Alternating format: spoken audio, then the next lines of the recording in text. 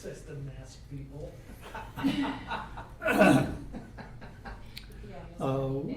We'll go ahead and get our board meeting started with introductions. And we'll go around the room first and then people on the screen.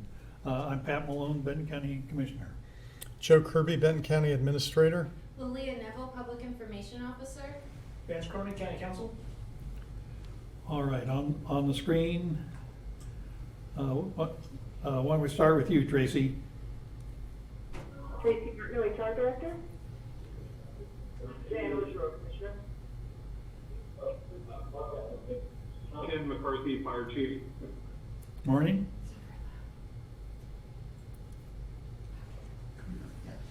Annabelle, how do you have Commissioner on the phone? All right. Baker, Board of Commissioners Office. Danielle Brown, Health Department Co-Director. Charlie Fountain, Health Department Co-Director. Lori Starhoff, Benton County Natural Areas and Parks. Erica Milo, Board Recorder. All right. Brian, the Emergency Manager. Morning, and that's all I see on the board. Is there anybody else who hasn't checked in? Did you get me, Pat? This is Annabelle. Yes. All right. Are there any announcements? Hearing none, move on to comments from the public. I didn't see or hear any members of the public. Are there any on the call or video? Hearing none, we don't really have an agenda per se, I do. but nobody else does. Oh, So that could be. it's your agenda, Joe. Good deal. Okay, Commissioners, good morning. I just want to line out what we're going to talk about and in what order we're going to do that in. So first, Danielle Brown and Charlie Fountain will be giving a health department update. Then we'll go to Brian Lee and Chief McCarthy for an EOC update. Then Peter Banworth, our epidemiologist, will be joining us to provide you with a PowerPoint presentation regarding epidemiological projections. Then we're going to go to Tracy Martineau, our HR Director, to talk with the board about 3 draft policies that we're thinking about implementing. Then we're going to go to Lilia for a PIO update, and then after that, any other items for the good of the order. Okay. So Danielle and Charlie, if you would like to jump in.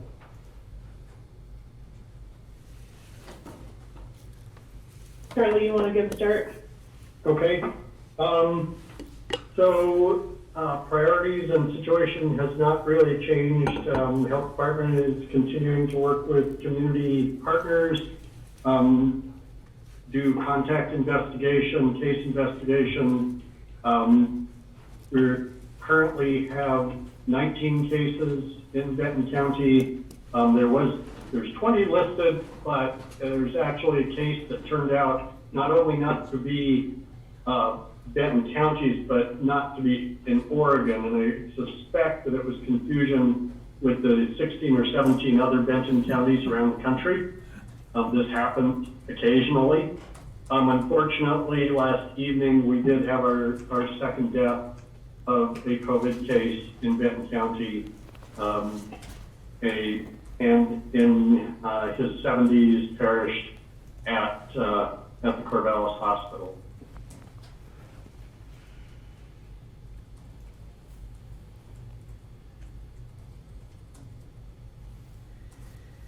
Charlie, anything else?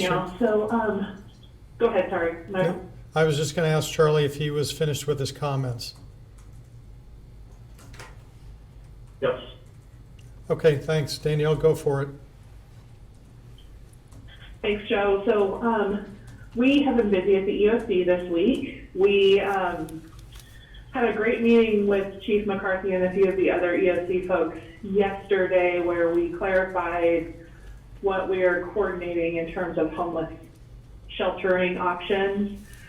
In that meeting, we were able to define some target areas and some goals that we need to be working on. So from that yesterday, I've been working with our contract folks to get an MOU in place to allow chance to utilize a county vehicle for transporting non-COVID patients to shelters, to hotel rooms that currently CSC is funding.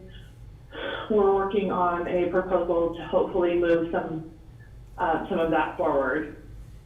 Sarah has also been working with a variety of community partners around identifying needs, specifically around the medically fragile and high-risk population, and identifying how many of those individuals are that we need to be providing isolation opportunities for.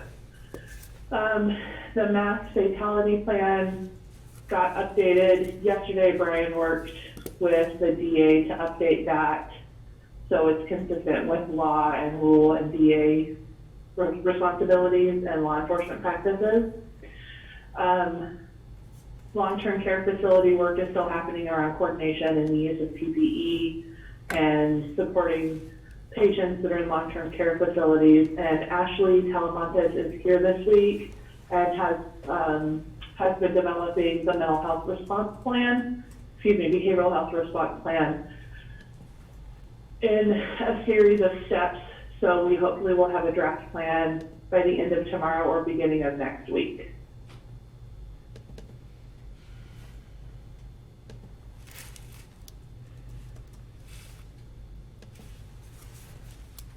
Commissioners, Danielle, this is Annabelle. Give me a little bit more detail about these behavioral health draft plans that you're talking about. Sure. So we felt like it was really important to be able to support individuals in the community around behavioral health needs. I think we're all experiencing a really unique circumstance right now where there's increased anxiety and increased stress because we don't know how to navigate this world that we're living in currently. So Ashley's creating a behavioral health plan where we can provide additional supports for individuals in the community, and we've split it into 3 sections. The first section is how we're going to support first responders who are interacting with folks who are either COVID positive, kind of in their day-to-day work, first responders and medical personnel, in their day-to-day work that's causing an increased amount of stress. So there will have to be a targeted response for those individuals. The second section is how we're supporting individuals who currently are receiving services, so how we're continuing to provide services to those individuals in order to maintain their stability in the community. The third section will be how we're providing additional services for people who have not previously been in services, because we're expecting a huge onslaught of need around counseling services to help people navigate this world in terms of coping skills and self-management. We're creating a plan on how to manage those requests as they come in because we're really expecting that to increase. We're also expecting, because of the isolation and again the additional stress related to the current situation, for suicides to increase, unfortunately. So part of our plan is to create a suicide response plan in terms of reaching out to friends and loved ones who are impacted by suicide. Thank you, that's very helpful. Thanks, Danielle. I'm encouraged to hear about the progress that's being made on all of those fronts, particularly with respect to our houseless residents, but also the mental health landscape. Yeah, we also just about half an hour ago got approval from the city to include an additional porta potty, hygiene stations, and dumpster in the BMX park. So Sarah is actively working on that this morning. Fantastic. That's great news. Yes. May I make one comment, please, related to Charlie's update on the cases? So on April 6th and 7th, we reported 21 cases. Yesterday, we reported 20, and today we're reporting 19. I'm not aware that we're consistently providing explanation, and it's just an observation, but it does kind of undermine or has the potential to undermine the credibility of the data if we don't explain that there are issues with multiple counties or put some context on it. So I'm just putting that out there as an observation. Thanks, Nick. I'll let Leah weigh in on this too. We've gone through this a couple of times. I've had some pretty detailed discussions with local media about why this happens. It happened early on. We had same sort of thing happen where a case was attributed to us that then upon investigation we found actually resided just over the county line in another county. So at least local media has been worked with, 3 or 4 people in local media have been worked with individually, expressed understanding of that. It's a point well taken. But I think, the bottom line message is that, numbers change, and certainly this group has seen that where, our media release has gone out, and a half hour later we've gotten another case, and given this group a different number than went out. It's a consistently moving target, but it's a point well taken. This is Leah. I'd be happy to add to that, Charlie. So, as Charlie said, this was a change that occurred pretty early on in March, I would say. We followed in the footsteps of OHA when they made this change. They made it a couple weeks before us, and really it becomes, as Charlie said, very difficult to respond efficiently when we're trying to track down, confirm, and determine what details of each individual case we will or will not release. So we made this decision, and when we made the decision to do that, we felt that the majority of the users that are engaging with us are happy with the case count. There are individuals who want to know a very specific level of detail, and so we are engaging with those individual users who ask for that detail. But at large, that is not the information that we're being pushed to provide. Yeah, it's a chronic problem that occurs in every county. Virtually all counties have gone to the same thing we have with the daily number release. And in almost every case, there is some difference between the state media release and the local, just as a matter of timing. We often add cases that are not added to the state count until the next day. In this case, we know about this. We reported up to the state. Whether their numbers will be adjusted today or tomorrow depends on their processing. They pull theirs off of the electronic record. We pulled this case out of ours, but given their work burden and statewide, when that change is made on their side, we have no control over it. So almost every county has their releases are frequently different than the state numbers. I would also add too, Charlie, that by going to a specific reporting time, we know that there has been a positive result, but that doesn't mean that we know further details from the CD investigation. So we possibly would not know, we just possibly would not know beyond that there was a positive result that had been received somewhere.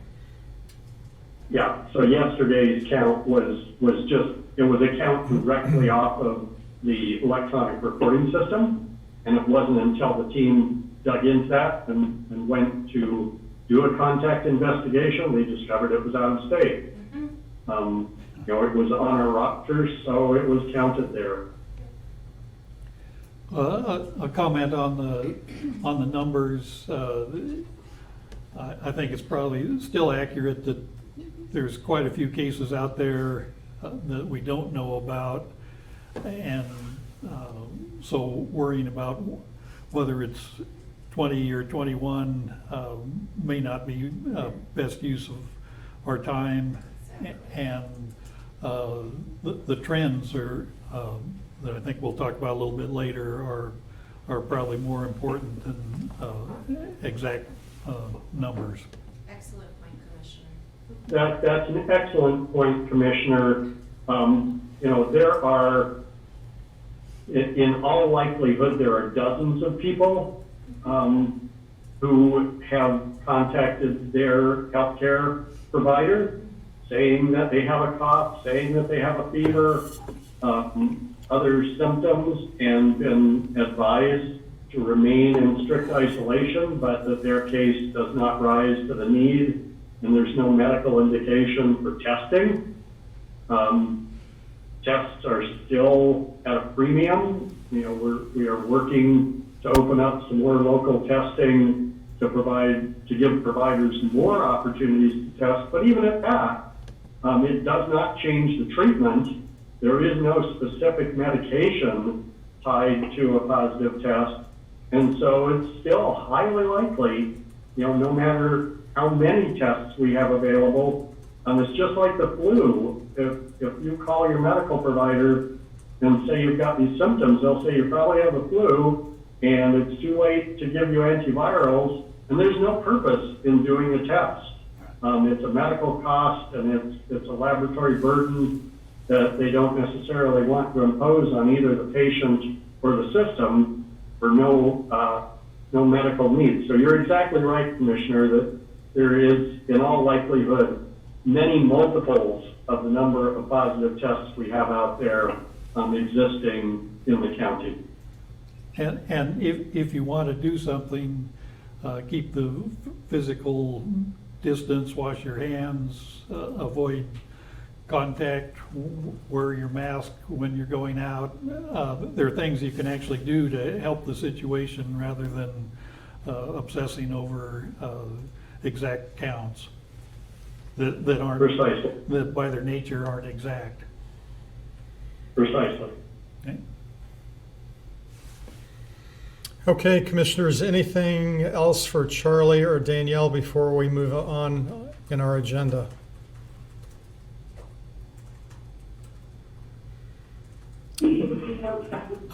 Thank you for your efforts. So Commissioners, before we move on to our EOC update, I need to do just a logistical check. I see that Peter Banworth has joined us, as well as Julie Arena, and I think Mary Otley, so just making sure you know additional folks have joined us.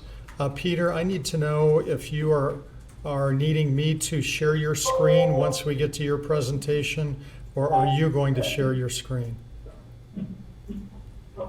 This is Peter. I don't know if I have the ability to make myself the presenter because I'm not the administrator. But if you make me the presenter, then I can share my screen. Hi, Peter. I have your PowerPoint. This is Lilia. I'd be happy to pull it up on my computer and share my screen. However you guys want to do it, it's fine with me. It's easier for me to click through, but if it's easier not to try to figure out sharing screens, then it's fine if Lilia wants to do the clicking of that. Peter, let's have Lilia do it. Yeah, Peter, I think what I would prefer to avoid is trying to figure out how to make someone else the presenter. And I'm looking at my connection right now, and it looks like I can share my screen, and I'll be presenting later this morning as well. So I'd be happy to staff your presentation and no problem. That works fine. Thank you. Great. Okay, we're ready to move on to Brian Lee and Chief McCarthy regarding the EOC update. So I'll jump in real quick here, and then I'll let Ken actually update on current EOC activities since he's the EOC director this week. Right now, and in the last few days, we've been discussing a lot about the non-congregate housing, non-congregate sheltering efforts, and Danielle kind of and Charlie touched on that a little bit. What our intent is to complete that letter. I had mentioned that previously, that we needed to have a letter from a health official, public health official, which was going to be Charlie and Bruce. to sign off saying that this is a medically necessary step, the non-congregate housing piece, and will protect certain populations, and here's what we're trying to solve, and here's the dollar amount. So we're still working on getting the dollar amount into that letter before we officially submit it to the state, but this is the policy thing we wanted to bring up was a formal notification to the BOC that we are going to be presenting that letter and submitting it to the state for basically it's a request for reimbursement. Once we get pre-approved, based on what we have in our plans, then we can move forward with that and seek reimbursement later on after the incident's over. And then Charlie might have he wants to chime in on one. Yeah, thank you, Brian. Just as a point of clarification. I'll let you just clean your hands. So the FEMA system specifies a local public health official to submit this request. And under Oregon law, the county commissioners are the local public health authority and the governing body for public health. But the statutory roles are the local public health administrator and local public health officer. And so because that is the language that FEMA requires, we're informing you, we don't want to do anything that you don't approve of course, but this is the reason that this submission needs to go in over Dr. Thompson's name and my name, as opposed to the commissioners as a local public health authority. Okay. Thank you. Thank you. Brian, are you all done? Sorry if I'm mute. Yes, sir, I'm all done. It's all you. All right. So good morning, everyone. Right now, we're in the middle of moving from the Fireground Training Center to the FISER building. So we're moving a few branches at a time just to make sure everything's all up and running so we don't get 50 people over there and then find out something doesn't work. So far, everything's going well, and we're hoping to be in there pretty much completely by lunch, by noon today. We're started off with about 20 people in the first couple operational periods in the EOC. We're running somewhere between 46 and 50 every operational period now, with public health being a big part of that increase in numbers. We have, the command branch, but then the 4 main branches of those operations probably makes up more than half of our total staffing. So there's about 6 or 7 priorities simultaneously being worked on in operations. We're looking at areas that we're missing. We started addressing or trying to address what do we do with people's animals, whether it's from a cat to a horse, if they get admitted with COVID this week. And so that, taking care of those secondary and third layer issues that come up with that. Other than that, we did look at the vulnerable populations, specifically the houseless yesterday, and we're realizing that trying to have an overall arching plan may be causing some delay and some frustration for people that want to see more of a immediate response to it, and also be able to answer your guys' questions on how can you help or what funding can you bring forward. So we picked specifically the non-congregate housing yesterday to be the big log and the log jam that we were going to work on yesterday. And we're trying to identify smaller pieces and be able to have quicker wins on that. So there was 9 areas addressed in that. Multiple people have already talked about that. Some of those areas already have answers. Some are 80% worked out. How do the hotel contracts work? If the county or city isn't on that hotel contract, can FEMA reimburse the county for the cost if we're paying someone else who's the contract man? So we're looking at all those deeper layer issues and hoping to be able to move on that fairly quickly. We did have this week the first branch, if you will, call it complete and shrink it and reassign those people. And that was for the mass fatality branch. The more temporary morgue is up and running, everything's fine on it, the numbers look less. Brian is working with the DA to finish up the revised plan, but we have now for the first time shrunk a branch and reassigned it. So that's a good sign that we're actually able to do some of that work. Finance has been tracking as close as possible the total expense. It's been a day or two since I looked, but it looks like between the county and the city, we're over $600,000 so far into this when you take personnel counts and all of that into it. So the big expenses are definitely our time that we're putting in here. And then the other issues have been quite a bit less as to what we've actually asked for. The big thing that we're having difficulty right now tracking down is gowns. We're pretty good on N95s and gloves and all the other PPE. Gowns are either way price gouging right now or delayed or not FDA approved. And so we're having a hard time filling the requests for gowns, but that is what logistics has primarily been focused on the last 2 days. Questions?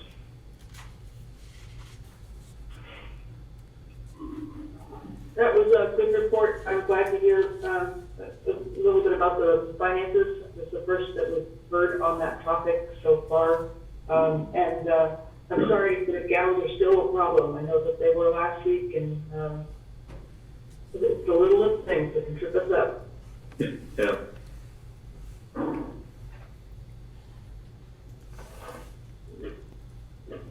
Any other questions for Chief McCarthy or Brian Lee? Commissioner, I would just like to interject in response to Commissioner Ozero's comment regarding finances. We do have the report from last week, last Friday. I've asked for a report every Friday, so we do have that report. I will be sharing that with the commissioners. However, I needed to sit down with a member of the finance section to walk me through how to understand it and interpret it. That's not happening until tomorrow. So at that point, I'll be better versed in presenting that information to the commissioners on a weekly basis. So tomorrow we'll have a new update, and I'll be able to explain the details and nuances to the commissioners after I have the meeting with the finance person that's currently scheduled.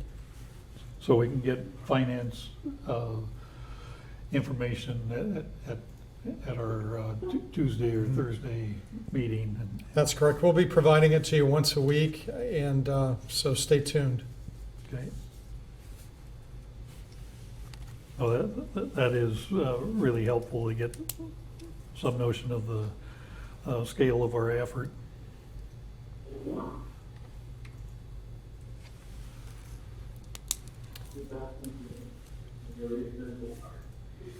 Okay, any other questions for Chief McCarthy and or Brian Lee? Brian, did you get the direction you needed from the board this morning? Yes, I did. Yep, and that was mainly for Charlie and Bruce and all of us to move forward with that letter, and we'll get a little more clear picture of the financials and everything before we finalize it, and then we will submit it, and we'll let you guys know when that happens as well. Great. Okay, so Thank you. we're going to go ahead and move on to Peter. Peter's going to provide a PowerPoint presentation regarding his epidemiological projections. And Lilia, you're going to share your screen. And so Peter, I'm kicking it over to you. Okay, hello. I'm gonna wait until I can see Lilia's screen so that we're all on the same page, and now I can see it. Great. Can everyone hear me okay? Yeah, thank you for sending that out. I've got it up on my computer. Okay, good. So we are on slide 1. I want to give you a little background. There are a number of models out there that are trying to do projections or future estimates of the outbreak dynamics in various geographies. They have ranged from extremely grim to fairly optimistic. The Oregon Health Authority is using a model from the Institute for Disease Modeling, which I refer to as the IDM model. I've looked at that model. It's very much a black box. It's very complicated and very mathematically sophisticated, and also extremely optimistic as far as I can tell, and initially did not really reflect the data on the ground, and so I've been a little hesitant to use it as our only, as my only form of modeling moving forward, but it is the official estimates that the Emergency Operations Center is being provided. So I have been developing some other disease models. You can see at the top of the slide that SEIR stands for susceptible, exposed, infected, and recovered. It's a basic mathematical model that looks at how a disease can spread through a well-mixed geography. And I've calibrated that model to the data that Oregon Health Authority has released as of April 7th, 2020. I wanted to present a range of possible scenarios for the EOC to use when considering its planning efforts. And so this presentation will go through 3 different scenarios, kind of a best case scenario, a middle case, and a worst case. Are there any questions so far? Okay, Lilia, can you advance the slide? I think I can do it, Peter. Great. Yes, here we go. Yes, okay, we're on slide 2 now. I don't want to go into the details very closely, but basically, we have the data that the Oregon Health Authority reports, which is diagnosed cases. And as we had that discussion earlier, we expect there are probably a number of undiagnosed cases that are floating out there. For the best case scenario, I took the most recent confirmed and validated number of diagnosed cases, and then I assumed that up to that point, the number of infections doubled roughly every 10 days, which is a kind of an optimistic disease dynamic, but has also seemed to be relatively close to what Oregon has experienced. For a middle case scenario, I assume that Oregon has missed about half of the COVID-19 cases, so that our number of diagnosed cases only represents about half the total of infections, which again doubled every 10 days or so. And in the worst case scenario, again, I assume that Oregon has diagnosed about half of the cases, but in this scenario, the number of cases or the number of infections doubled every 6 days, so that there's faster epidemic growth. And the data I used is from February 10th through March 23rd, which are onsets, which is when a person first experienced symptoms. And this is data provided directly from Oregon up to their most recent reliable onset of cases. Are there any questions about the assumptions for these scenarios? It looks good to me. Okay. Moving on, and of course you're welcome to ask other questions. So I basically used the power of computing to test about 6,000 different models for each of these. I actually did 5 scenarios, but I'm only reporting 3. So I tested about 6,000 models for each of the scenarios and chose the 5 models that best matched the data from the scenarios to give me kind of a spread of possible projections. Then, here, and this is very important, in a standard disease model, you assume that most of your parameters are constant, so your reproduction number, called R0, which is basically for every case how many more people that person will affect, you usually assume that that's constant. But with our social distancing measures, we can't assume that this has remained constant. The more we social distance, the lower that reproduction number will be. So in order to project forward, I stepped down that reproduction number over time using the estimates that the IDM model has for how the reproduction number has changed. So basically, initially, the reproduction number is just whatever the model identified, pretty high, epidemic spread. But then as social distancing started to be implementing, we're reducing that reproduction number by 10%, then by 20%. With the closing of schools, we reduced it by 35%, and with the shelter in place, that says there's a typo there, but basically, after the shelter in place, our actual reproduction number is only about half of what it initially was, and then it continues to decay to below the epidemic threshold. So what this does is basically it prevents the projections from spiking like an out-of-control epidemic and instead tamps them down, which reflects our better social distancing.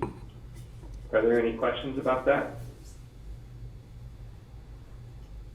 Okay, so that was the model, and then I basically applied it to Benton County. I took our roughly our population of 95,000 people. This assumes that all the students are still here, which may or probably is not the case at this point. I started with one person initially infected. Then I used data from the CDC on hospital bed use, ICU bed use, and case fatality rates in order to project not just infections, but also hospital beds, ICU beds, and mortality. Okay. Go ahead and advance the slide, Lilia. Thank you. So sorry, Peter, I was texting, my bad. No problem. So a couple notes before we look at the actual possible curves. So the best case scenario actually accords most closely with the data on the ground. We'll see that the best case scenario projects not, just a few COVID-19 deaths and fewer than 10 hospitalizations, and that's what we're actually seeing today in Benton County. And this scenario is also the most similar to the IDM model being used by the Oregon Health Authority. So I think there's a good reason to hope that we're on the best case scenario track. The middle case scenario is what I've kind of been recommending to our public health branch to use for planning, as we'll see that equipment and beds will probably be adequate, but staffing will be the key gap. And the worst case scenario presumes we are missing many of the COVID-19 cases out there. And based on most of the other models I've seen, not just the IDM model, but some other models, I would say the scenario is not likely, but it has a non-zero probability of occurring. Any questions? Okay. So the next, let's see, the next 6 slides are all going to represent best case scenario projections.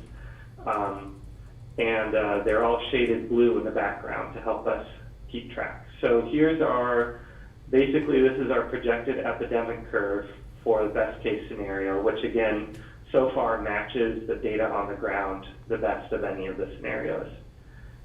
It predicts we hit our peak in late April through mid-May, with between 45 and 60 people with an active COVID-19 infection in Benton County.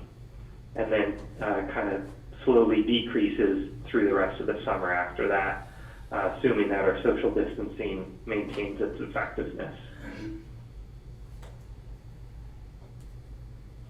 The next one, it basically just shows the cumulative number of infections. So instead of showing the infections that are currently occurring at any given time, this just shows the total number of infections looking back over from the beginning of the epidemic. So the best case scenario projects between 480 and 620 people total will contract COVID-19 by August, and maybe another 200 ultimately if this trend continues, although by August we're going to be seeing very different sorts of outbreak curves.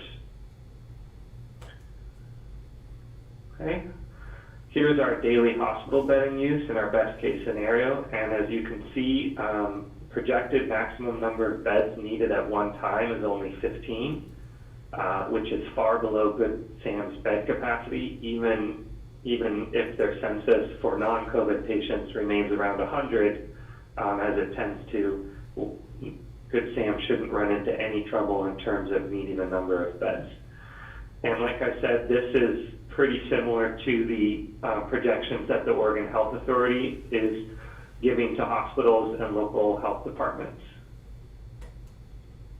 Okay, ICU beds, projecting that, right around in April or so, we might need, so I'm using ICU beds and ventilators kind of interchangeably. I'm not a medical professional. I don't 100% know the difference, but, there are 2 or 3 people hospitalized in Benton County in Good Sam right now, and that's pretty much what the model says.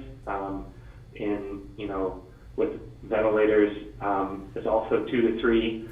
Expect that, potentially as many as 4 at one time by the peak of our outbreak may need ICU beds or ventilators, which again is far below Good Sam's capacity. They have at least 28 ventilators that they can use for COVID and other patients. This slide looks at cumulative mortality in our best case scenario, so total number of deaths, somewhere between 12 and 15 through August. Again, assuming that our social distancing continues to be effective. And this, I will say, is a much, much better projected outcome than some of the earlier models were suggesting. Not just mine, but in general, earlier models. And then looking at the daily death rate, so this is really most important for mass fatality planning, and basically the interpretation is that at the peak of the outbreak, we would expect approximately 1 death every 8 to 10 days from COVID-19. Before we move on to middle case, are there questions about the best case scenario, specifics or generalities? Peter, I have a question. Here, Go ahead, Annabelle. it's Sam here. I guess the question that I have here is about the assumption of continued social distancing. And I'm assuming that for this best case scenario to play out, especially looking as far out as August, it assumes that we will still have some pretty stringent measures in place.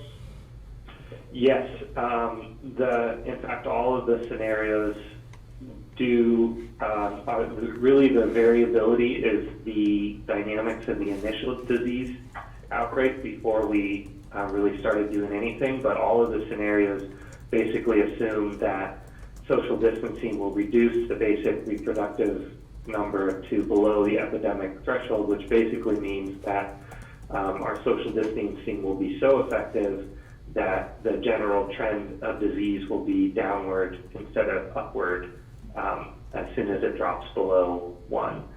So I am working on some other modeling for some longer term modeling that will allow that reproductive number to fluctuate more. So we could look at, for example, what would happen if by the middle of July people stopped social distancing and things like that. So all of these models assume that our social distancing will remain just as effective as it is today. Thank you for that. That is a key question. Yeah. And Peter, this is Vance. You had mentioned that Samaritan has about an average daily population of 100 beds occupied. Have you actually reached out to them to find out what their bed population has been for the last 5, 7, 10 days? I have. Yes. I know it's much lower than that now.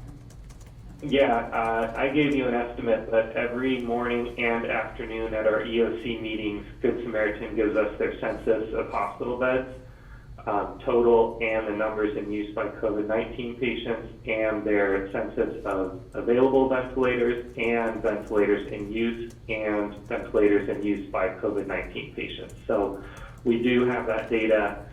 It's being tracked by the planning section at the EOC. Does that answer your question? Yeah. Okay. Peter, Nick Kurth. would the models or curves change significantly if your assumption of one initial infection were, say, 5 or 10? They would. The reason I used 1 in Benton County is for a couple of reasons.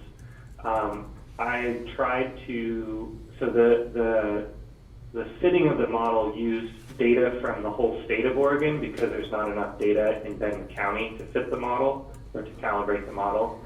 And so I did my best to scale down the projected number of initial infected, but since Benton County has only about 1/40th of the total population of the state, that would actually give us fewer than 1 initial infected, and so I kind of rounded up to 1. Starting with more infected basically puts you farther forward on the curve. So it can change the shape of the curve a little bit. It will raise the peak a little bit, but it also kind of just shifts you forward on the curve a little bit more to start. Thank you. Yeah.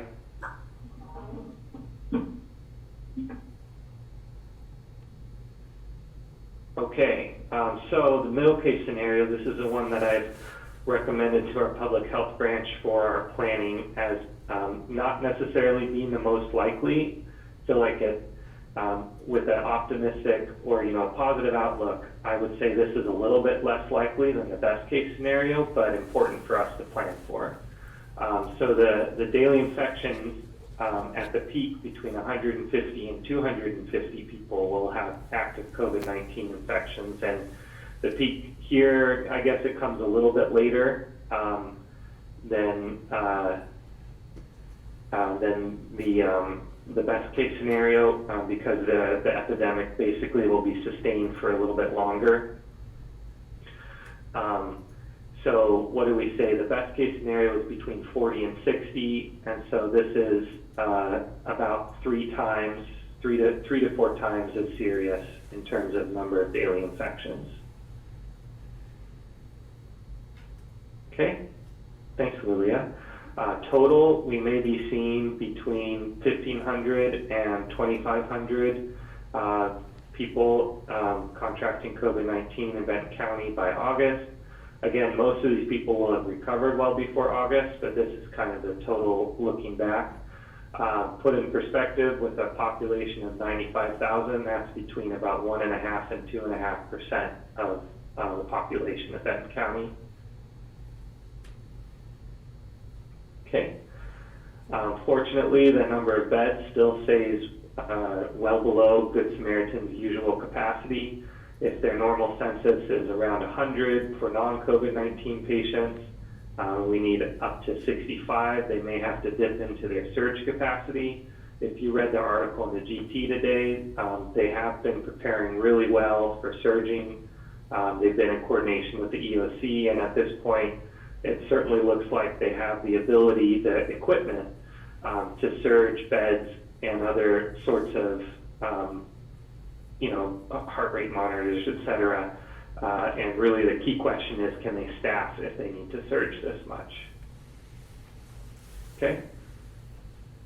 ICU beds, instead of a peak of about 4, we're looking at between 10 and 20 patients needing intensive care at one time in Benton County in the middle of May. And again, with 28 ventilators on hand and potentially more coming, it seems like it's within their equipment capacity. Cumulative deaths, instead of 15 to 20, we're looking at approximately 40 to 60 total deaths from COVID-19 by August, which, I'm public health, but I really don't work on the front lines, and so these numbers, unfortunately, are much more statistics to me, but I can tell you that the operations people who are, firefighters and EMTs, they're saying, wow, that's a huge number of excess deaths.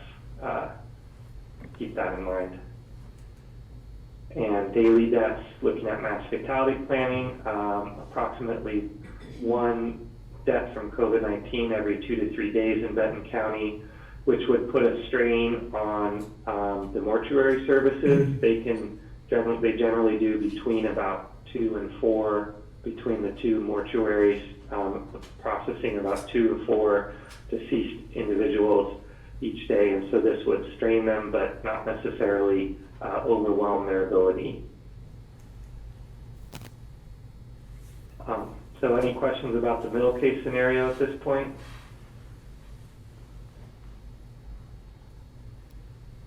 Okay, just to recap, for our planning, again, this is the middle case scenario is the one that I think the public health branch with Kelly Hauer, especially, who's coordinating, trying to work with Good Samaritan to support their need for staffing and things like that. I think that's what she's using. So our worst case scenario basically posits that the infection was much more widespread in Benton County than we realized initially, that there are a lot of unknown cases out there, and that the disease had been spreading pretty quickly until toward the end of March. And here for daily infections, we're looking between 600 and 1,000 people in the middle of May or so.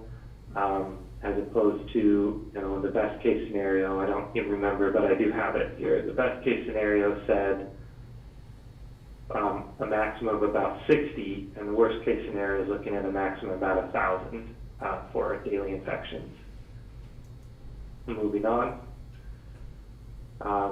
As many as 10,000 people, so that's about 10% of our population under this worst case scenario. Oh, sorry, Peter. No problem. Yep, there it is. And again, I do want to say that most models, even the optimistic ones, are so much lower than this that based on the other models that have been done, I think this is kind of, really the worst case. Low probability of occurring, but serious enough that we need to consider it just in case. Moving on. So this scenario would definitely strain Samaritan's ability to provide hospital beds for everyone who needs it, somewhere between reaching their normal capacity to reaching their maximum capacity, on top of the other patients that they normally see. And so this would probably require an additional non-Samaritan based alternative care site in order to take care of a lot of the people who have, who need to be hospitalized but need minor care, or who are stepping down from more intensive care. Peter, this is Okay. Vance. Yeah. So Samaritan obviously has hospitals in Lincoln County and in Lynn County. It looks like these models are based exclusively on the Corvallis hospital capacity. Has there been any conversation or consideration of Samaritan's ability to absorb some of these extra bed needs from the other counties throughout its entire system? I have not had those conversations directly with Samaritan. I am sure they're thinking about it. The GT article, Doug said again, their goal is to treat patients in the county in which they live. I would point out that Good Samaritan is a much larger hospital than either Albany General or especially Lebanon. And yet Lynn County has 2.5 times the population of Benton County, and it has a larger outbreak. So if there is a need for moving patients from one hospital to another, it's more likely that Good Samaritan's capacity will support Lynn County than Lynn County's hospitals would support ours. If that makes sense. Yeah.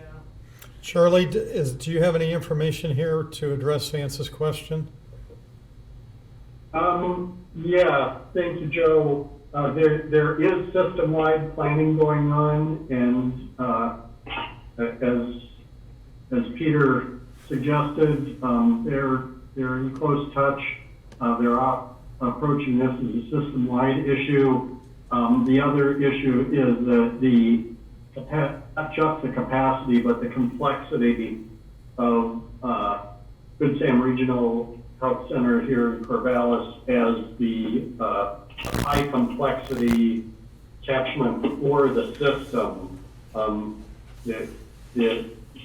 Peter suggested, in all times, the highest need and more complex patients, whether that is high risk births, whether that is high complexity surgeries, whether that is high complexity life support, the highest capacity and the highest complexity is at the Corvallis Hospital. So I do agree with Peter that it is much more likely that high complexity and high needs patients would be transferred to Corvallis rather than having an overload here that is transferred out. And he's also correct about the higher disease burden and higher pressure on the Samaritan system in Lynn County. So, not all of the patients getting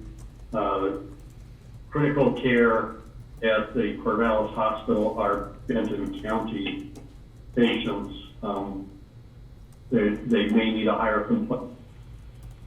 The systems in Lebanon and Albany, and particularly the critical access, very, very small critical access hospitals on the coast routinely transferred to Corvallis rather than the other way. And I guess really my question is aimed more at the middle case scenario where the maximum daily bed looks to be about 65. But if that 65 is compounded by Lynn County bringing patients over, then what does that do to Samaritan's capacity to handle Benton County needs? So I would. This is Danielle. Sorry, go ahead, Charlie. It's vanishingly unlikely that whichever scenario plays out would play out differently in the three counties. That this would probably be a regional or potentially statewide trend with whichever way this plays out. Yeah. And so, a similar curve would occur in Lynn County with a larger population. The coast has not been hit hard at this point, but they have a high proportion of high risk individuals living there. Go ahead, Danielle. Yeah, this is Danielle. Thanks, Charlie. So part of the surge plan for Samaritan is to move out to their non-hospital buildings. They have, on the campus here in Corvallis, they have a series of buildings that they're planning to utilize if they need additional beds. The intensive care beds are the ones they obviously can't move out of the hospital, but as people recover and still need hospitalization but don't need that acute hospitalization, part of their surge plan is to use the non-hospital locations that are on the Samaritan campus, like the surgery center, the psychiatric beds, et cetera, to help manage those bed capacity if and when we need it. Great, thanks.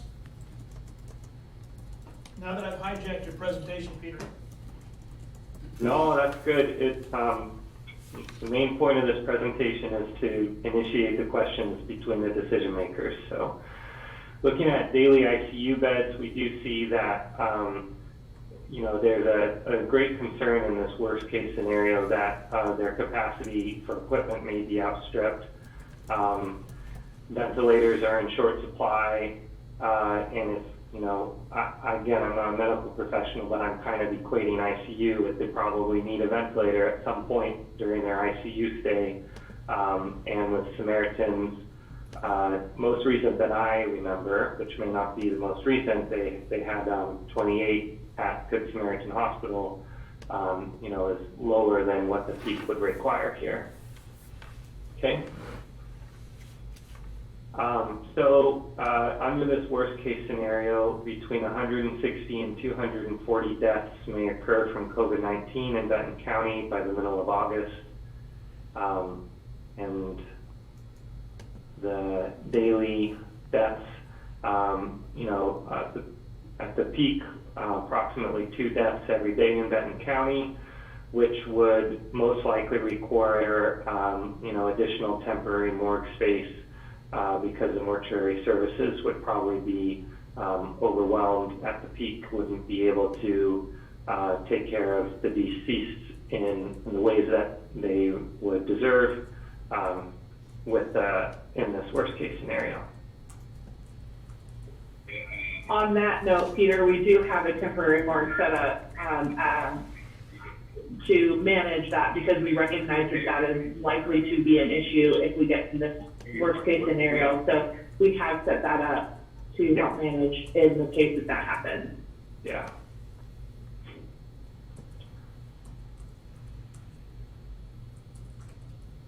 Okay, does anyone have any questions about this?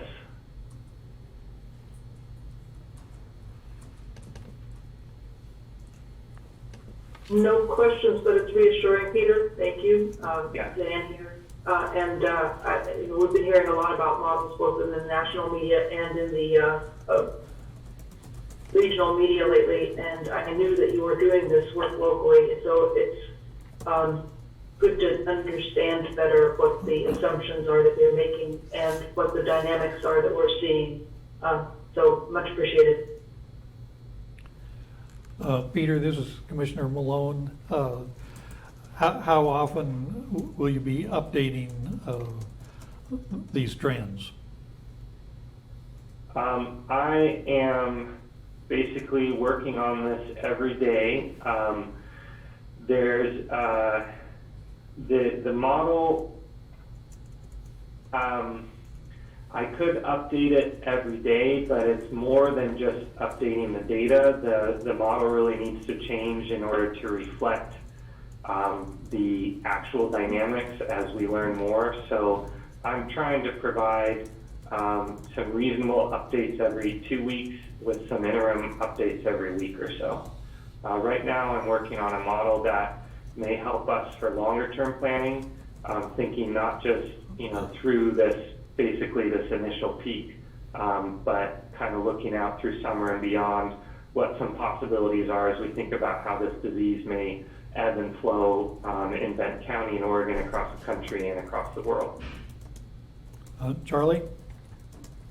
To that point, Peter, just a reminder to everyone that this particular virus has only really been known to science for 3 months now.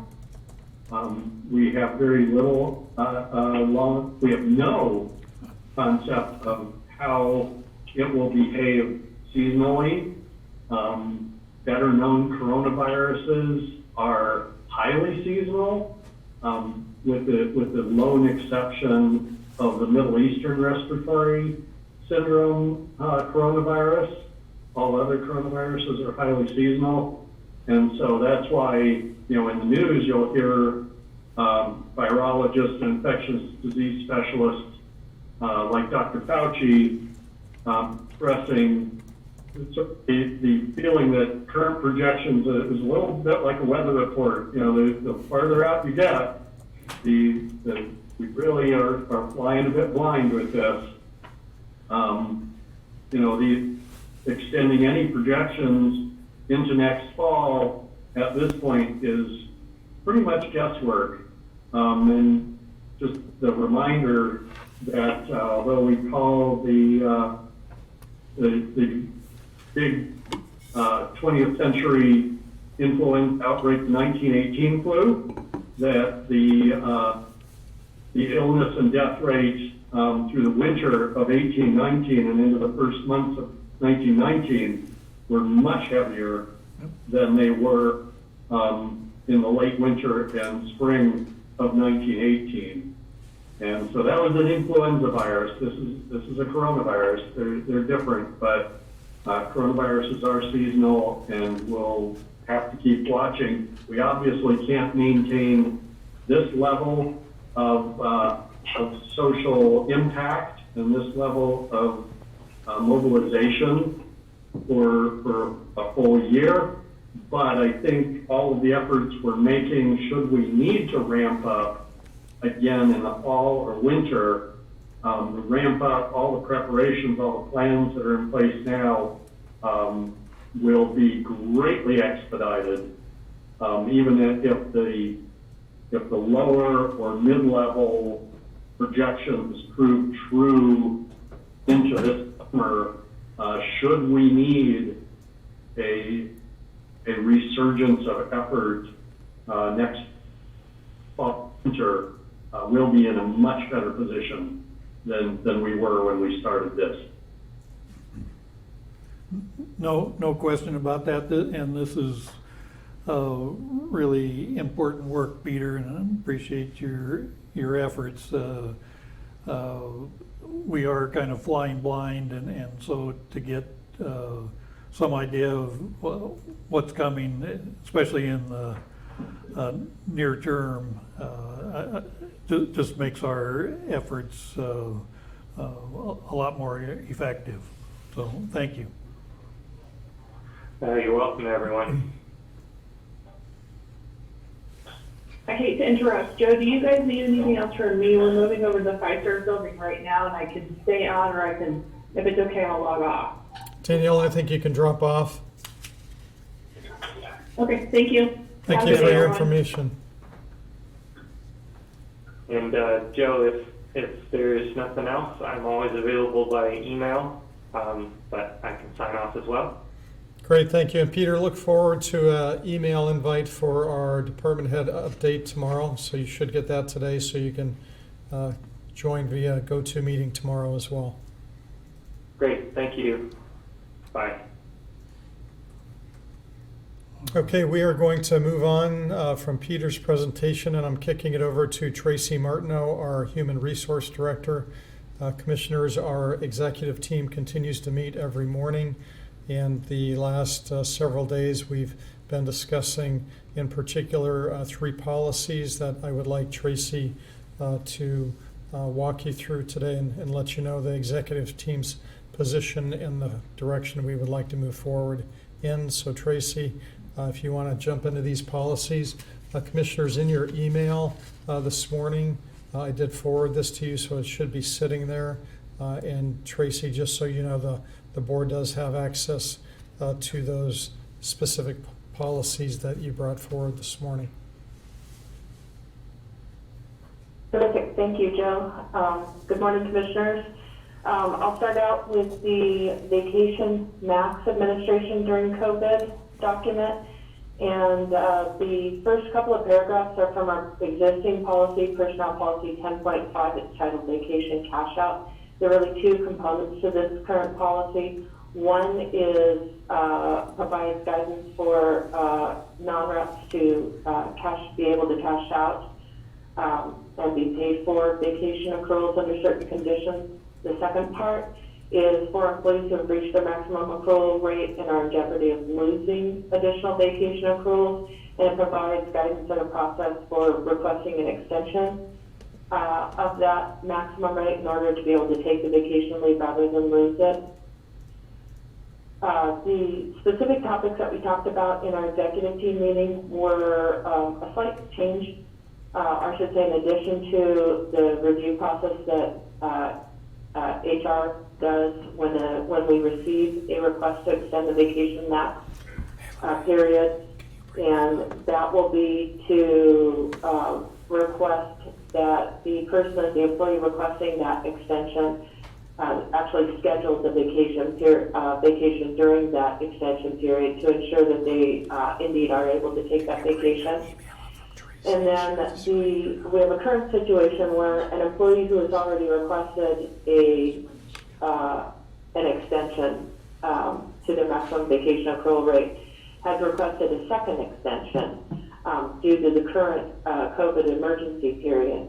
And so after much discussion, we're recommending that if a previously scheduled vacation was canceled or denied due to the COVID emergency, that the employee may request the second extension for an additional 45 days. And that, again, a vacation must be scheduled within that 45-day extension period at the time of the approval. So happy to answer any questions that you might have.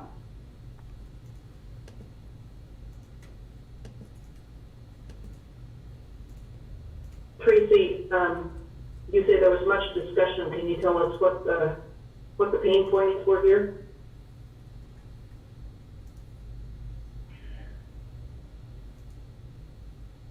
I would say that there was a lot of conversation about the impact of the COVID emergency having on someone who would have the freedom to travel for their vacation, and trying to balance that also with the county liability that kind of kicking this can down the road might have. So we actually took a look at, Mary Otley provided us with a report on employees' vacation leave accruals at this point in time. And there were a number of people who were at their max or very close to their max. However, we also considered that only one, I think in the top 20, 25, had actually requested an extension of their vacation extension. Okay. And would you anticipate with the approval of this policy that many more would then make that request? I actually don't see this as a change in policy, and Vance, please feel free to chime in here. But we already have current policy that provides for a request for extension. This is the first time in my 10 years with the county that I've received a request for a second extension. You have delegated authority in the past for Joe to approve exceptions to policy. And so while I would recommend that we don't treat this as a policy amendment, but this just puts some parameters around consideration of that policy exception request for Joe. So it's more guidance for Joe when he considers an exception. Okay, thank you for that clarification. It seems reasonable to me. And Tracy, I just to add that if an employee takes 2 one-week vacation blocks or 1 2-week vacation blocks, they have the ability to request a cash out of a week's worth of vacation. So these individuals who are close to their cap, assuming that they can take the vacation leave that would qualify them to cash out, they could really come down below the cap pretty significantly. I guess, though, Tracy, the real question is how many of these employees who are close to the cap are deeply involved in the COVID response such that they may not have the ability to take time? I don't have accurate numbers for you, Vance, off the top of my head, but when we looked at it earlier, it was a handful. And as Mary was quick to point out, that several of the folks who were currently maxed out are people who are continuously past their vacation max. And so they haven't learned their lesson. We don't tie this to the COVID emergency. Okay. Okay. That's a whole different kettle of fish. It is. Is chronic overworkers, is that what you're saying? I'm sorry? Chronic overworkers, is that what you're saying? That would be one way to look at it. Very dedicated people. Yeah, yeah. Joe, So I hope that we can do our best to encourage people to take time off. I think just. And thank you for working through this ability to provide a little bit more flexibility. And Tracy, I do have one other question, and this is not on vacation, but it's on floating holiday or personal leave. Was that part of the discussion about any employees who still have those on the books that may not be in a position to take that time before it disappears on June 30th? It was not, and the reason for that being is that by policy, the county creates a liability with the vacation benefit, whereas we do not in the case of floating holiday or personally, because they do disappear on after June 30th. And by liability, you mean a financial liability? Correct. Okay. Tracy, Joe Kirby, can you identify your expectation of the board this morning relative to this particular policy and what you've described? Are you looking for the board to formally make a motion and approve what we've outlined here? Or are you just wanting to touch base with them and make sure that there's no opposition? So I would say the latter. This is basically the board's opportunity to stop us going forward if they strongly object. But again, this is really just a change in process that doesn't require any change in policy, and they have previously delegated authority to make exceptions to policy. This puts some criteria around your considering an exception to policy, and so that's where I would say if they strongly object, this is their opportunity to do so. Thank you.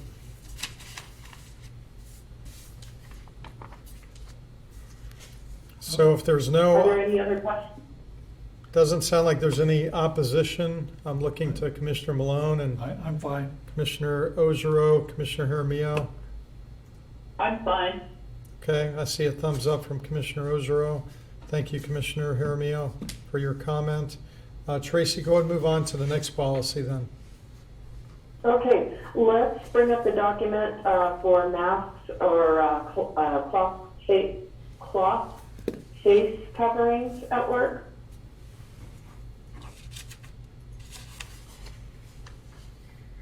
And commissioners, these next two subjects for discussion, the cloth face coverings and the temperature checks, were informed by legal guidance that we received yesterday. We got new updates yesterday. And I would just say that both of these provided educational opportunities for me. It was quite an eye-opener in some respects.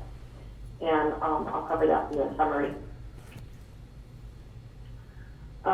So this topic came up as a result of work that Lori Starhub is doing as part of the executive team to determine what steps we were taking across the county to protect employees who were reporting on site. She did a lot of research in taking a look at what the community health centers were doing, as well as what other facilities and departments were doing. And so this came back to the executive team then as a decision point. It did not appear that using the N95 or surgical masks was an option for us as an employer or for our employees, practically speaking.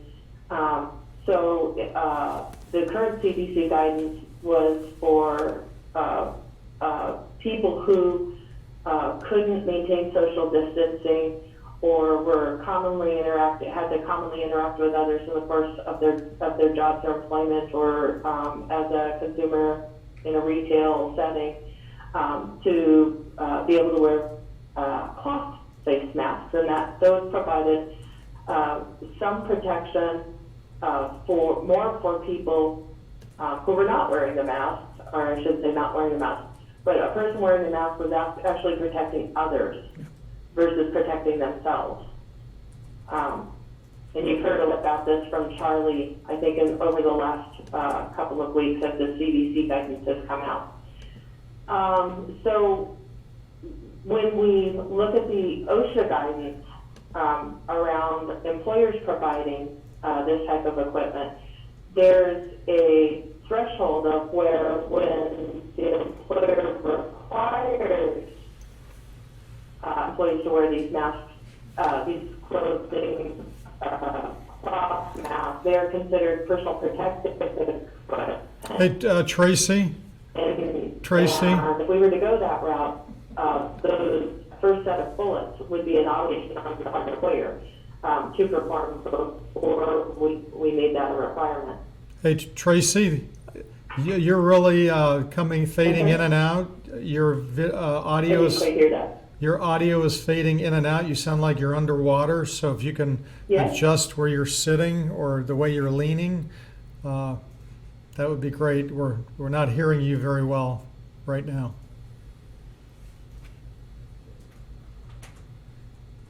Oh, thank you, Joe. Is this better? That is better. Thank you. Is this better? Yes, it is. Is this better? Yeah, that is better. We can hear you now. Yeah, okay. I went to a phone handset.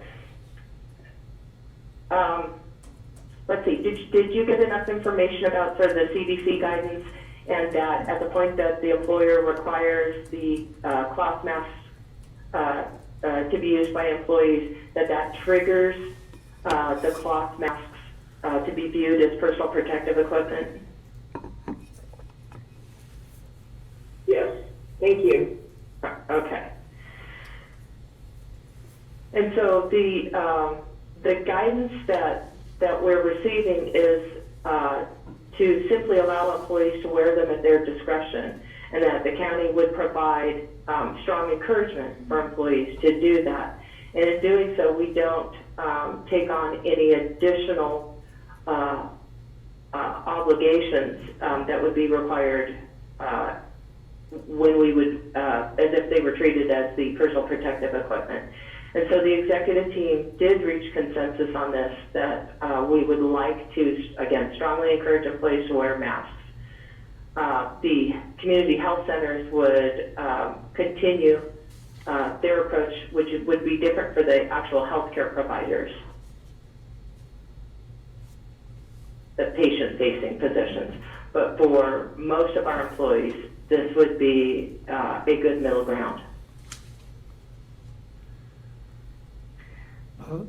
Tracy, this is Commissioner Malone, and that middle ground, I think makes sense, especially when the main benefit is to the individual wearing the mask, or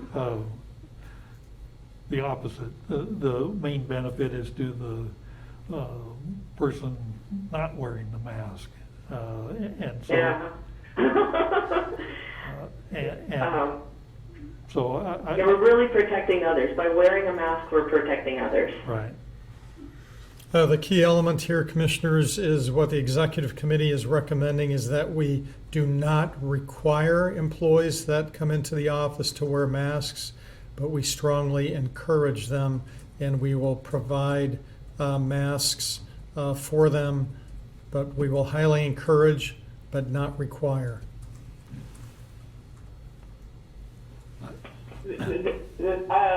That makes sense to me. My concern, though, is are we going to try to stockpile masks for employee requests? Lori's been working with the Emergency Operations Center to acquire masks, and we're waiting on a response. In addition to that, we're looking at other alternatives if we're unable to receive them from the EOC. So I would say we're not trying to stockpile masks, but we're trying to get enough to cover the number that are necessary for each one of our buildings for those employees who choose to wear them. So we won't have an update until tomorrow morning as to the status of when we can receive the masks. The good thing is that, as Tracy mentioned, we're not focusing on the N95 masks, which are primarily for healthcare workers. We're able to meet our needs through other cloth masks and even handmade masks in some cases. So that helps our ability to acquire them, is basically my point, as opposed to the more surgical grade mask, which is an N95 mask.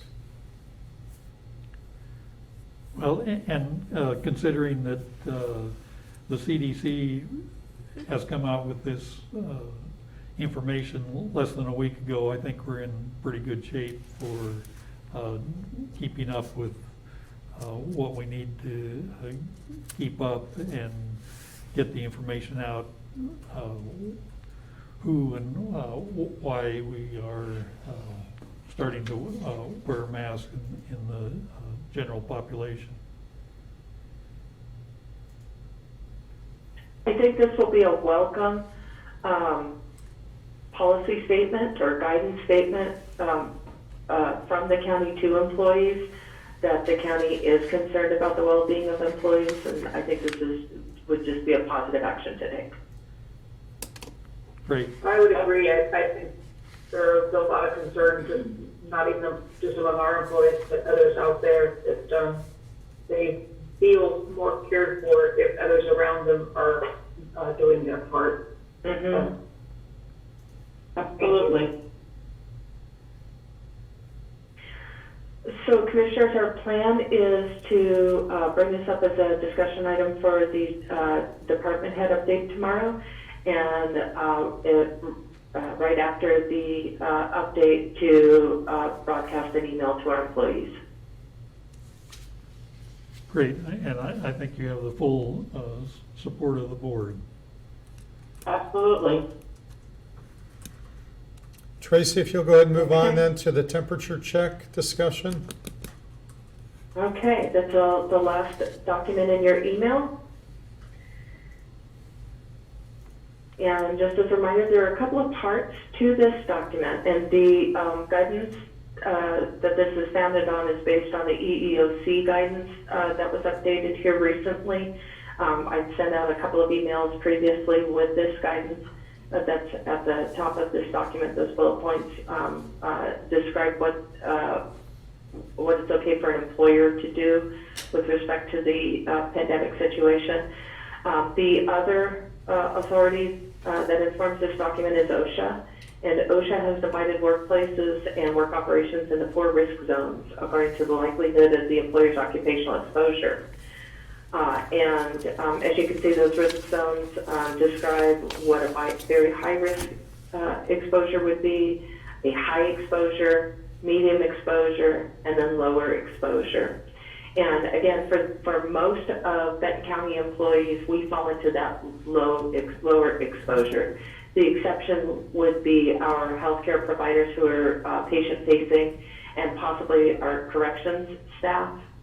Outside of those 2 employee groups, I think that the majority of our people are going to fall into that lower exposure category.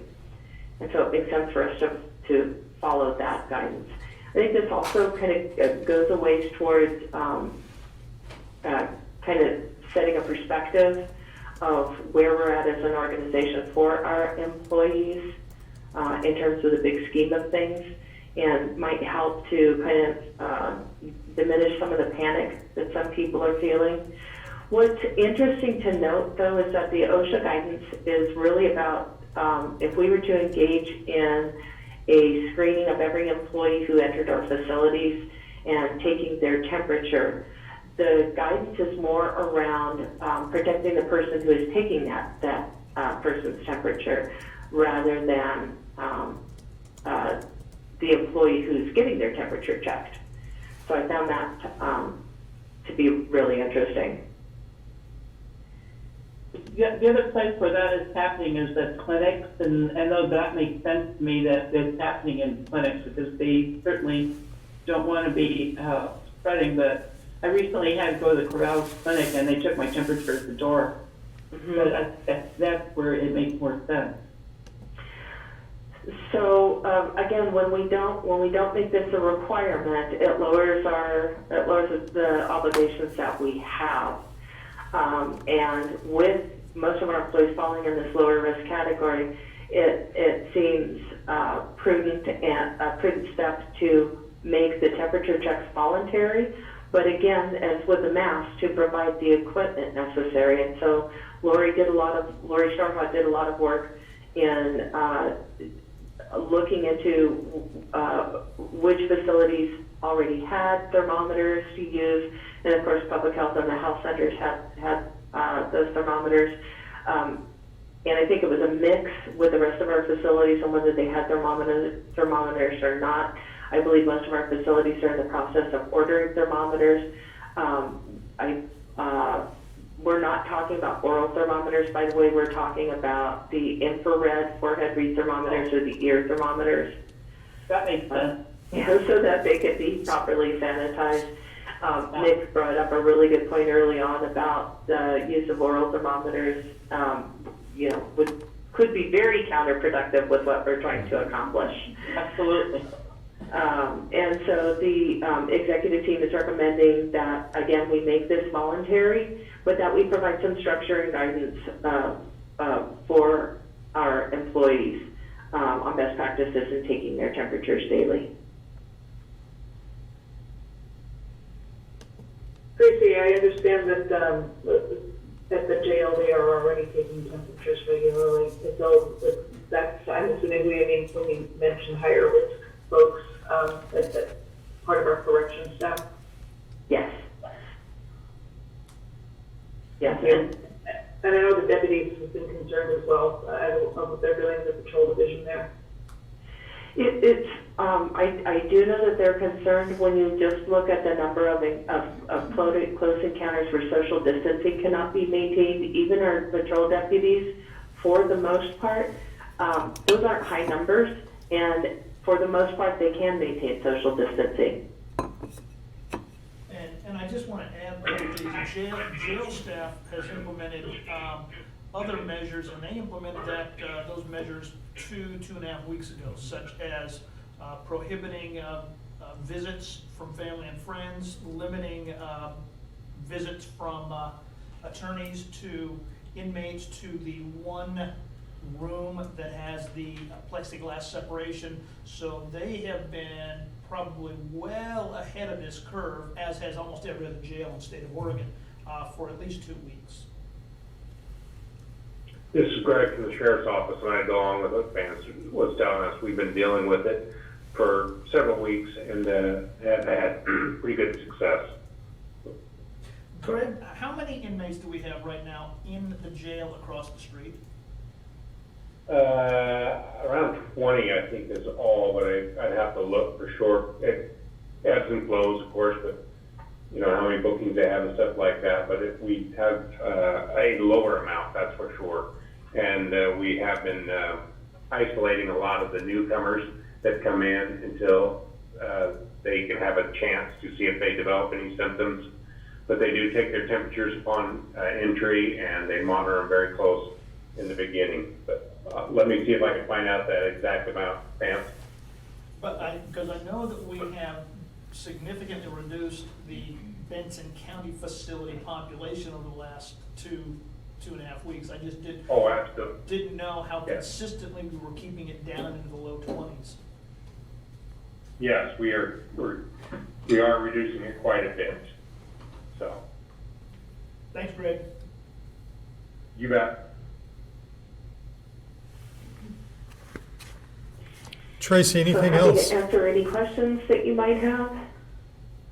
The only thing, Tracy, that I would add, sometimes, these things can create some anxiety among employees too. So what we need to do is when we start this process is just reassure them that it's for their own safety and everybody else's. But if you go to work one morning and your temperature's at 99 rather than a little lower than that, then people get a little anxious. Yeah. So we could include a reminder about the availability of the telehealth services. That makes sense.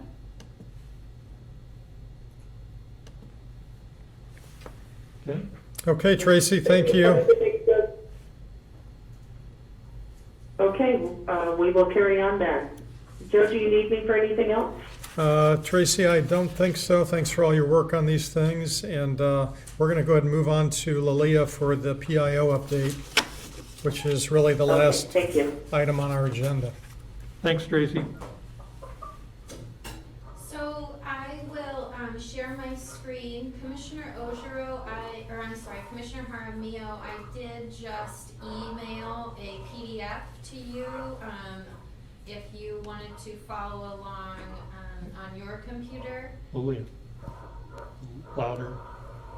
Oh, I'm sorry. Can you hear me?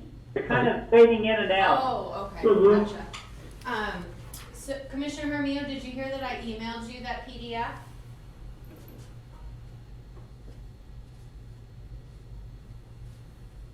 That's good, Commissioner Jaramillo? I'm looking for it. Okay, great. Okay, so can others see my screen? Yes. Yes, ma'am. Great. So as part of this morning's meeting, I thought that the board might be interested in a monthly report that I'm preparing for the EOC that is a report of our digital communication methods. And so when I say our, I certainly have not done all of the work for this, so I want to recognize John V. Stokes, Kelly Losey, John Royak, Patrick Rollins, Jamie Glass, Danny Martin, Carmen Westfall, and the other JIC staff, because it really takes a team.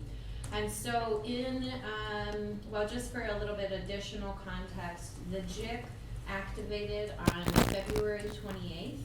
So we have been active for many weeks, but March is our first month of real data that we were able to report on in multiple ways. So that's why we're looking at March's data. As the situation progresses, I envision that we will continue to provide these monthly reports of our digital tactics.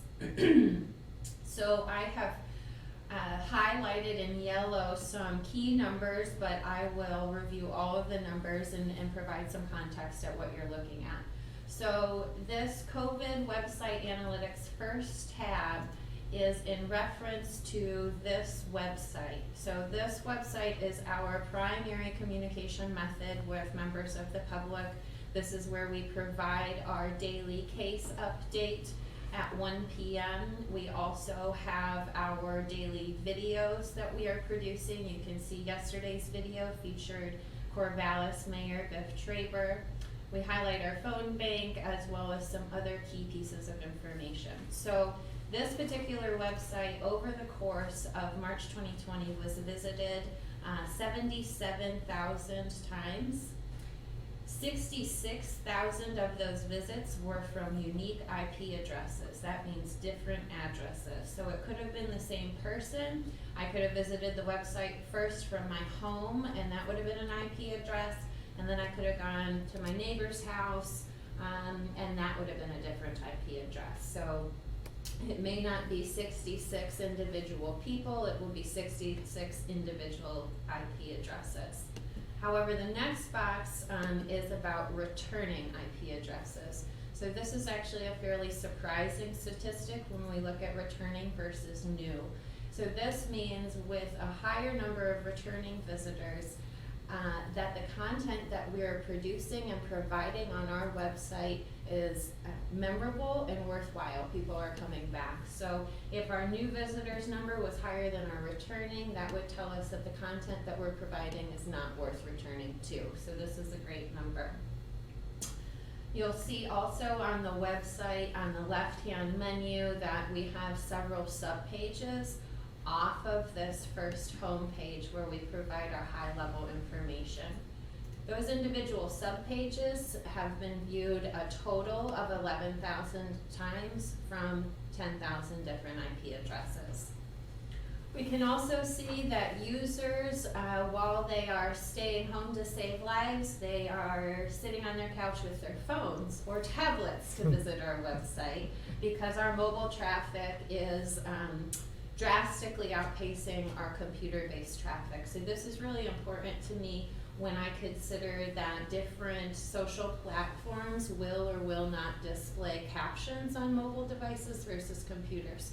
So these kind of considerations are very important as we consider what type of content we're producing and what platform we put it on. Aaliyah, a question for you. The mobile visitors plus the computer visitors, that's what totals the 77,921 of homepage views, is that correct? Not necessarily. Okay.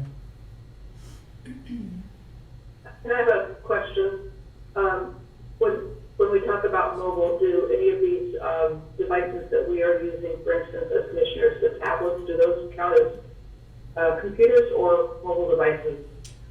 So a Surface Pro is a tablet, a Surface Book is a laptop computer. So it would depend upon the specific device, but primarily for our organization, we are a laptop-based organization. Okay, so yeah, just curious, with my new Dell, it's kind of an in-between thing. So the next section that you're looking at is the number of downloads for our fact sheets. These fact sheets were the very first materials we produced at the end of February, and Typically, PDFs put onto a website are not a best practice for communicating information, and so I'm really pleased that these fact sheets have been downloaded as many times that they have been downloaded, especially our multilingual PDFs. To me, that's a good return on the investment. I thought our top traffic sources were particularly interesting. And I think that what it shows is that the work that we're putting in on our social media to drive folks to our website with our larger and broader, more informative content is a strategy that's working well. The next table is visitors by city.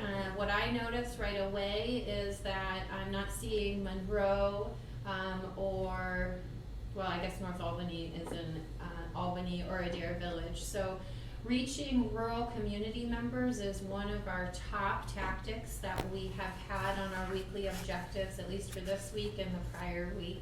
So we've done a couple of tactics to reach these rural residents. So we are envisioning these users primarily as infrequent internet users. So yes, they check their email, but they're not like me with 2 phones sitting next to them, texting online all day long. And so these individuals we have tried to engage by providing posters as well as flyers to community gathering locations in the rural communities, so like Kings Valley Store, John Boy's, that kind of thing. We've also done reach out to the libraries. We've distributed about 3,000 flyers. In addition to that, through our Benton County Sheriff's Office deputies, so we really appreciate that partnership. In addition to that, we plan to do a direct mail strategy targeting addresses in Benton County for residents that are age 65 and older, and drive them to more information, whether it's our phone bank. Some users might be more comfortable using their telephone to call in and get some more information, or whether it's driving them to our website. And so I hope in the future months to see additional IP addresses from the rural community. And then I thought, yep. So just to clarify, is Albany listed here, is it just North Albany? But there's no way to break that down. There's no way to break that down. Yep. And then I thought that it was very interesting in terms of the effort that we put into producing multilingual resources, what languages are most frequently utilized when translating our website. And so Chinese is number 1, and Spanish being number 2 and 3. So I'm pleased that we have committed to making that investment in a weekly Spanish language video and producing Spanish language resources because folks are utilizing the Google Translate tool. Any questions about the website numbers before I show some social media numbers? Great. So on social media, what I am gonna break it up by is content type. So the first section of tables, 3 tables that you're looking at, are content on social media platforms that are either an image or a link or just text. And so on our Facebook platform, in the month of March, we reached about 90,000 people, and each one of our text or image or link posts reached 1,400 users approximately. And then we had about 14,000 individuals who not only did they see that content, they then engaged on it. So they clicked on it to expand the post, or they clicked the image, or they clicked the link, and then got that further resource. Same concept applies as we move across the tables to Twitter and to Instagram. So on Twitter, we also had a reach of about 90,000. We're reaching about 1,000 people each time we tweet. And then Instagram is actually doing really well. We soft launched Instagram earlier in 2019, actually in late 2019. And so, so far over the month, we have 20,000 folks we're reaching via Instagram, and each time we're posting, it's about 292 in terms of the reach. So I'm really happy with these numbers in terms of the time that we're investing in creating and producing this content for not only our website, but then to be reshared on social media. The next set of numbers are numbers that focus on content on social media channels that is video content. So as you all are aware, with the teleworking, utilizing video content is absolutely necessary to maintain meaningful social connections and to reduce feelings of stress and anxiety caused by isolation. So we're really trying to lean into this video strategy, whether it's live streaming our Board of Commissioners meeting and providing that transparency and accountability to government, or it's these daily informational videos. So these numbers are specifically about our daily informational videos. So on Facebook, we have reached over the month of March by participating in this particular platform and content, we've reached about 40,000 people. And each time we produce one of our daily updates, we're reaching between 2,000 and 3,000 people with that. On Instagram, we're also natively uploading these videos to the Instagram platform. And so when we natively upload to Instagram across the month of March, we've reached about 2,500 people. And I think that's pretty impressive, especially when you take a look at the other numbers higher up for Instagram.